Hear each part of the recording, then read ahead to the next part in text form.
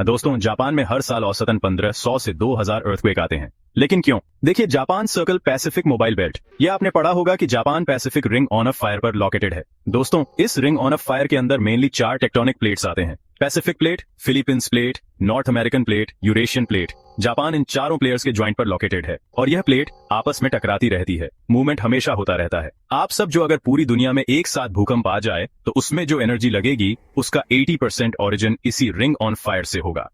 सोचिए, जापान में 200 से भी ज्यादा वोल्केनो है, जिसमें 60 से भी ज्यादा एक्टिव वोल्केनो है। इसीलिए जापान का 90% हाउसेस अर्थक्वेक फ्री बनाया जाता है।